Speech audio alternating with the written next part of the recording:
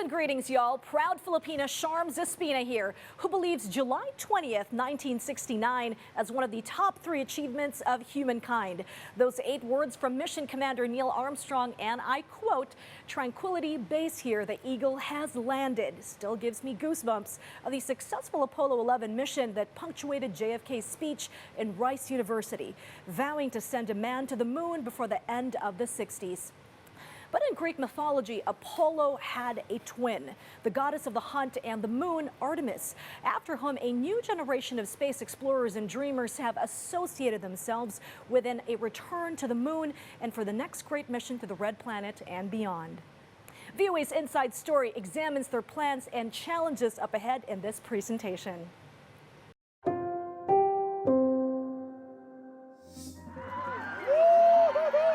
This is the largest mission that NASA has taken on. Humans last stepped foot on the moon in 1972 during NASA's Apollo program. More than 50 years later, that's about to change.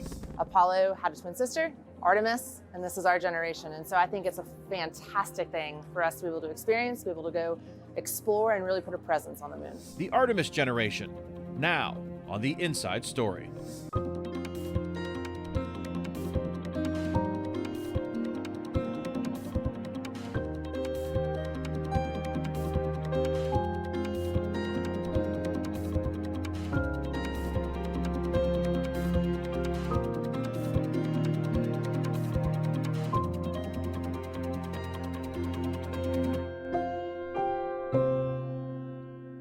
Thanks for joining us. I'm VOA's Midwest correspondent Kane Fairbaugh here at Kennedy Space Center in Florida. The launch and return of the unmanned Orion capsule as part of NASA's Artemis 1 mission marks the beginning of a new chapter in space exploration. As hundreds of analysts and engineers around the world review the data coming in from the mission, planning is underway for the first crewed mission back to the lunar surface in what NASA hopes becomes a long-term presence on the moon. This is the largest mission that NASA has taken on. As it traveled farther than any craft designed to carry people, NASA staff watched intently as volumes of data streamed back from Artemis 1's uncrewed Orion capsule. Data taking, thermal analysis, vibe acoustic. Analyzing the data from the Orion seat to understand the dynamic response of having the mannequin in there. And so we want to make sure the spacecraft is set up for those challenges, radiation, things like that. The Orion capsule's 26-day journey, carrying 3 mannequins tens of thousands of kilometers beyond the moon, tested NASA's ability to one day carry astronauts in a craft where the crew won't have much independent control. The maneuvers it's going to do are so complicated. For me to have manual control throughout the entire regime of flight actually adds risk that we aren't necessarily trying to buy off on. We will have astronauts on board. They will monitor all their systems. They'll have 60+ displays that show everything on the vehicle and provide telemetry and command interface to the vehicle, but automation in the background will be operating the mission in its entirety. NASA's Shanna De Leon, a veteran of the Space Shuttle program, is part of the team working on new and very different technology from that used by the last astronauts to reach the moon. It's much different than the Apollo era of capsule where you had switch throws and multiple astronauts and you called the astronaut to make actions that would operate the vehicle. Artemis is automated. It's a software-driven vehicle, it's a data-driven vehicle that will automate everything from takeoff through splashdown. NASA officials expressed confidence in Orion's overall performance, despite some minor technical glitches. Splashdown. The agency must now sort through the collected data in preparation for the next step, Artemis 2. All the data we get is a success. And that's the important thing, is to go off and test that out so we can buy down that risk for Artemis 2. While SpaceX is also working on a new rocket system to reach the moon to assist in NASA's long-term goals, Program Integration Manager Braniel Rodriguez says the Orion capsule is NASA's craft of choice for the foreseeable future. This is the start, I think, of a fantastic campaign that's really going to extend our exploration. Program Manager David Reynolds says the entire future of spaceflight depends on this first uncrewed attempt to return to the moon. As you tick off the different boxes, you buy down a certain amount of risk for the crewed flight. And so once you have made that determination and we decide that it is safe enough to fly with crew, then we hope we will have considered it a mission success. It's been more than a half-century since astronauts journeyed to the moon. Well, folks, That's about to change.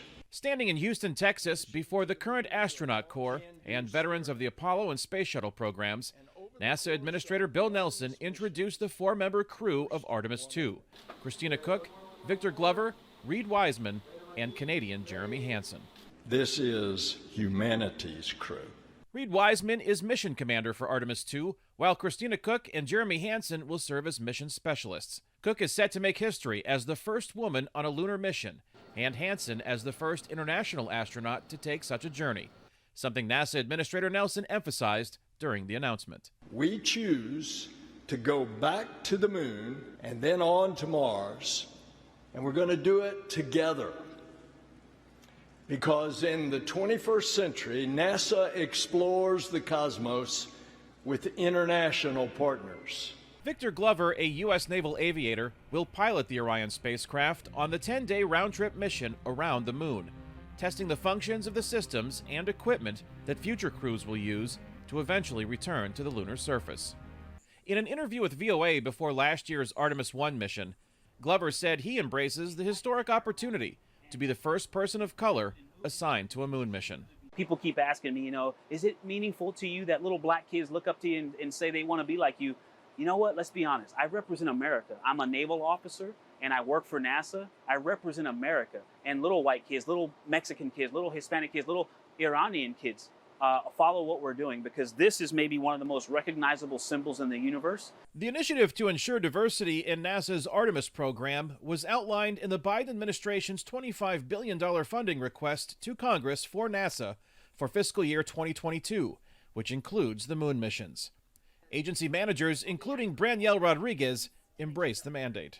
Apollo had a twin sister, Artemis, and this is our generation. And so I think it's a fantastic thing for us to be able to experience, to be able to go explore and really put a presence on the moon. She is proud to participate in an historic project that will also bring the first woman to the moon. I think it's important for all of us, right? Whether it is a man or a woman, I think it's fantastic. I think as an agency, as the nation, and even as the world, being able to show that we can explore as humans back to the surface of the moon is really what we need to go off and show, and really be able to then set our presence to go beyond.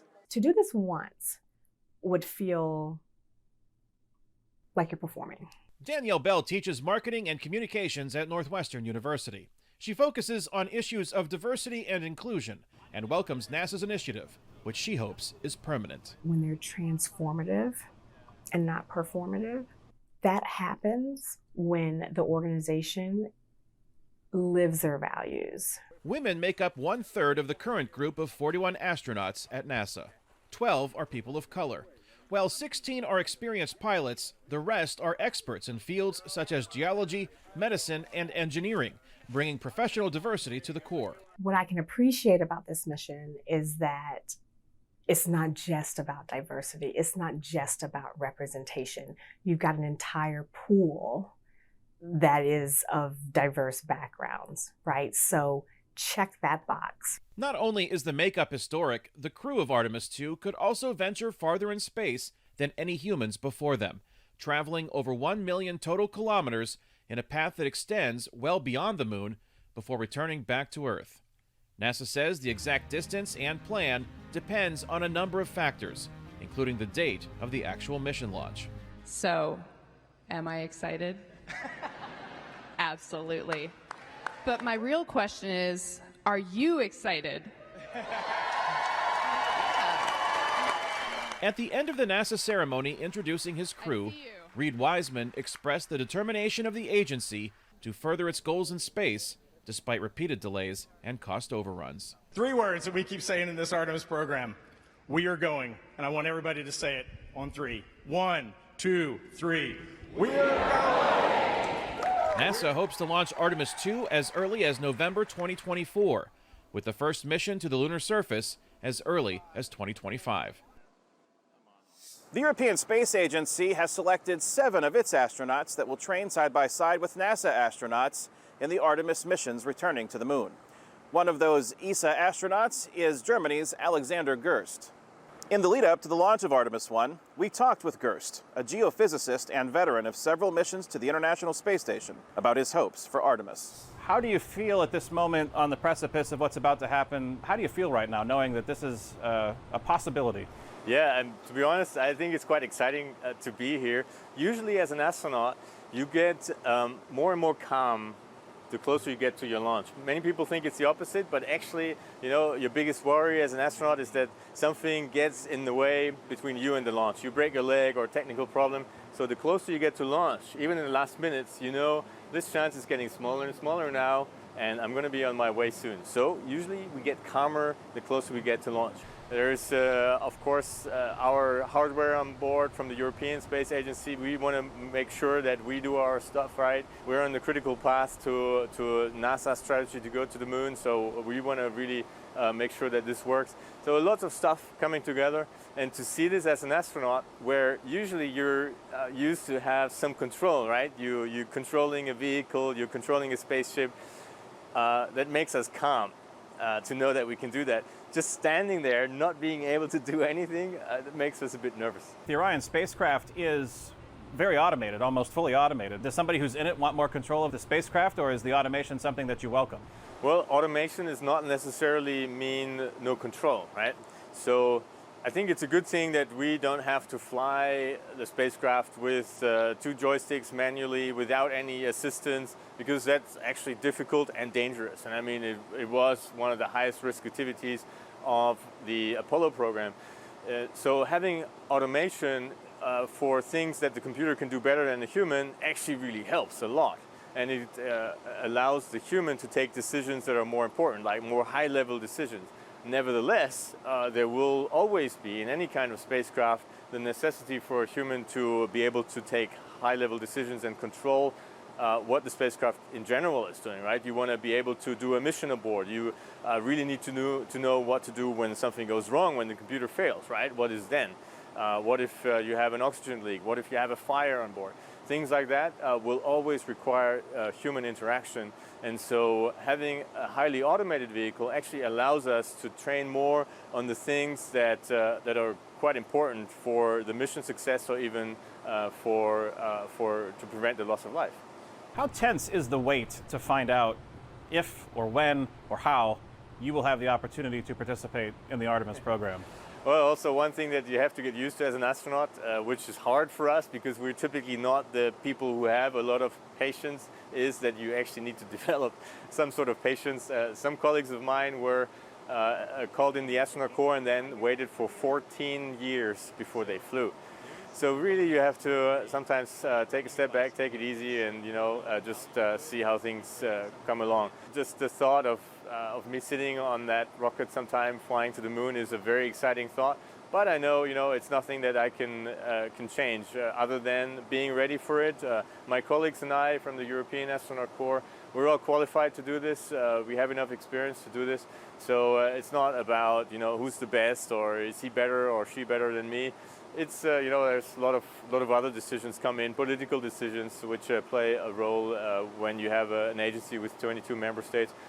And so, the easiest thing that I find, and what my colleagues also probably see it that way, is that you take a step back and you let things come at you, and you take them as they come.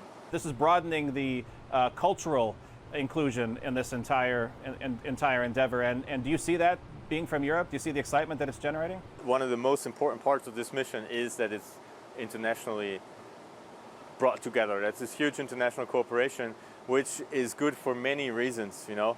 First of all, it's easier, it's cheaper to do things with your friends, right? You don't have to do everything on your own. International corporations tend to be more stable than things that one country does alone, because people in that country could change their mind, conditions could change, and somebody says, "Oh, we'll cancel it."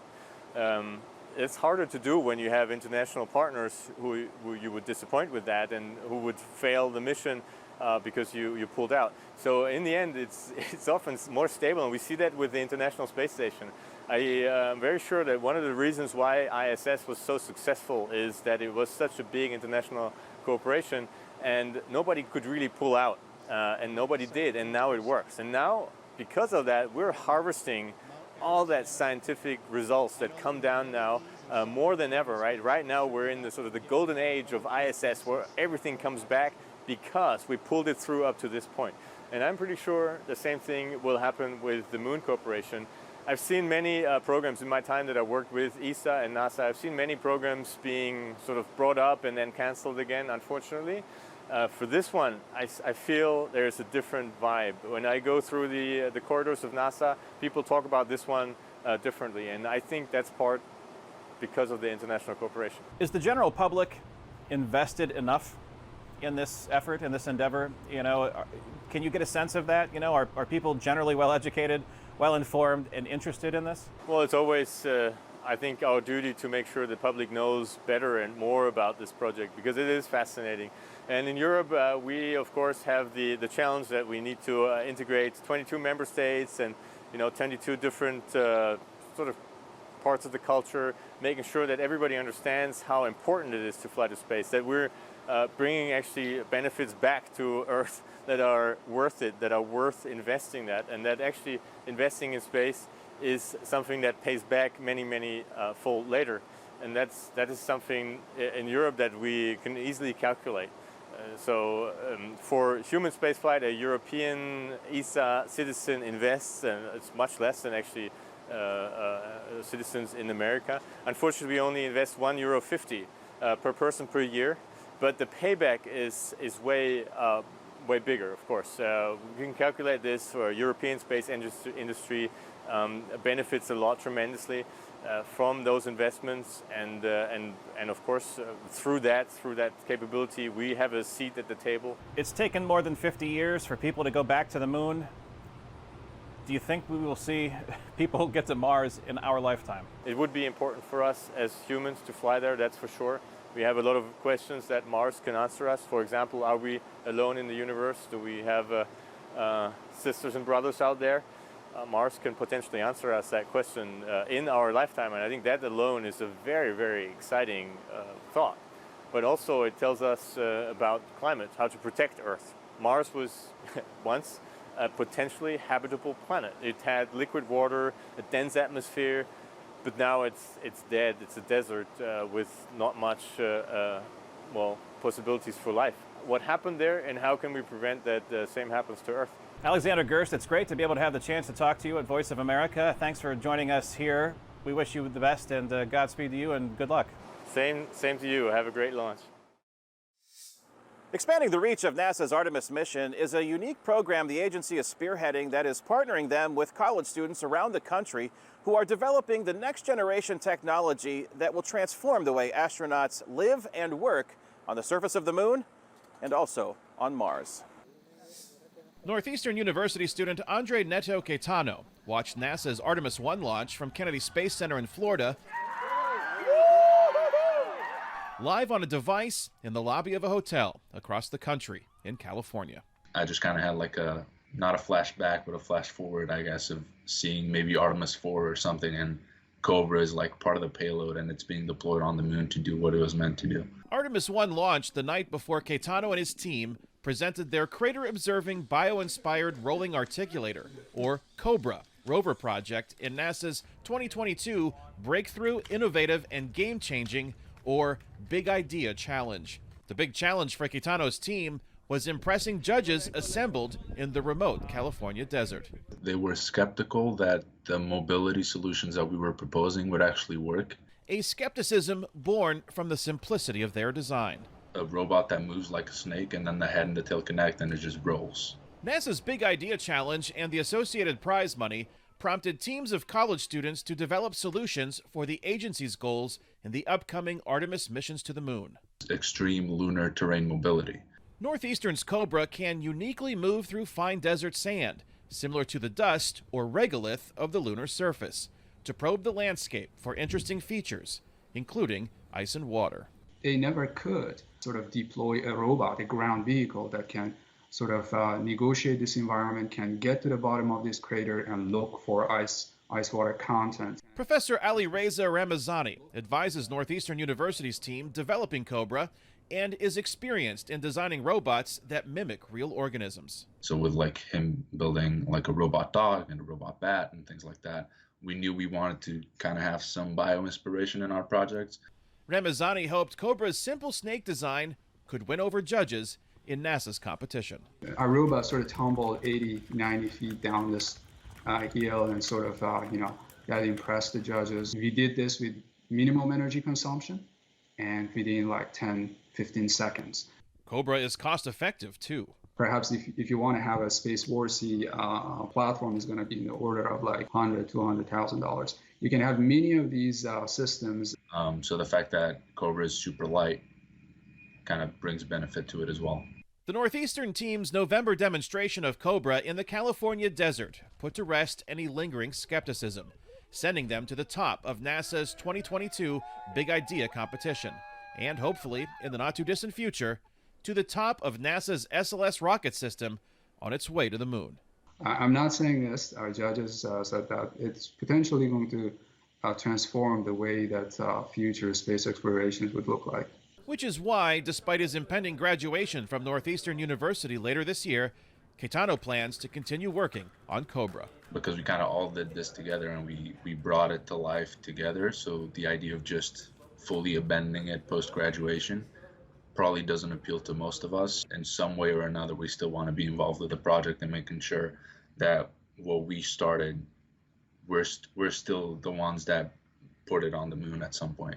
A point that could happen as soon as 2025, which is the year NASA hopes to return astronauts to the lunar surface in the Artemis program. Thanks for joining us on this edition of The Inside Story. I'm Kane Fairbaugh.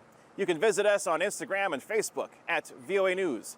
You can also visit our website at voanews.com. As NASA's Artemis mission ushers in a new era of human spaceflight, we end the program by taking a look back through the use of exclusive interviews Voice of America conducted over the years with those who were the first to chart the path forward to the moon, the original Apollo astronauts. Your Voice of America, New York hit. In 1957, I was a Fulbright student in Norway, and I was out in the field gathering geological information. The only American radio I could get was Voice of America out of Algiers. And it was during one of the Willis Conover broadcasts, Jazz from A to Z, that they interrupted and announced that the then Soviet Union had launched the first artificial satellite of the Earth, which was Sputnik 1. And that's when I finally decided, well, I better start paying attention to space. We choose to go to the moon in this decade and do the other things, not because they are easy, but because they are hard. When President Kennedy made the announcement we were planning to go to the moon and get there before the end of the decade, I really couldn't believe it. I said, no, he's just saying this thing to give us confidence, but I don't think that's possible. No nation which expects to be the leader of other nations can expect to stay behind in this race for space. Exceptionalism in space, being number one, being a leader, anything less than that is unacceptable to the people of this nation. It is a very dramatic expression of what can happen if you assemble the right people, the right skills that work together as a team with the right leadership, what miracles can happen. It was a wonderful example of organization within a large government agency. We invested a good bit of time, effort, and human endeavors to gain that leadership with the Apollo program. This is the Voice of America's Apollo 11 News Center. It is burning, it's moving. The rocket is lifting off the pad. It's lifting beautifully into the sky. The next critical point in the lunar landing flight comes in about 2 hours from now. Tranquility Base here. The Eagle has landed. I'm going to step off the limb now. That's one small step for man, one giant leap for mankind. The space program was a positive that gave people inspiration and help about what this country was doing.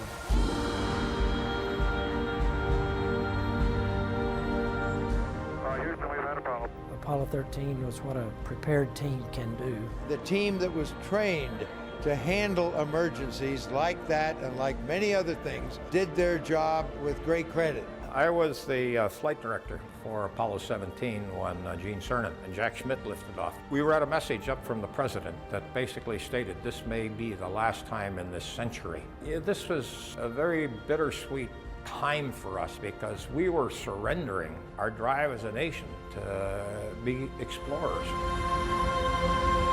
Leaving the planet Earth and going forward into the universe. I think no more significant contribution has Apollo made to history. We'll go back to the moon. My friend Neil Armstrong thought that going back to the moon was a proper and necessary precursor to a Mars expedition. To say that I thought it would be 50 or 60 years before Americans were back on the moon, I would not have guessed that at all. Surprises me from the way I felt at the time that we hadn't been to Mars. I think the space program that we're getting into is going to require more and more cooperation with other countries. That can be and should be a very crucial reaffirmation time of the pathway that we chart. I'm a Martian. I think Mars is the next great destination.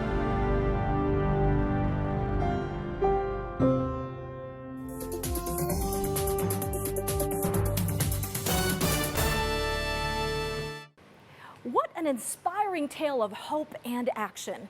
We hope you enjoyed and picked up a lot from the theme of mankind of men and women fulfilling a mission, like when the Eagle had landed on the moon. And that's it for today. And here's reminding you to work hard, dream big, keep fit, and be of use, and catch the news right here on PTV. This is your host, Sharm Zespina, for Stories from the Grid.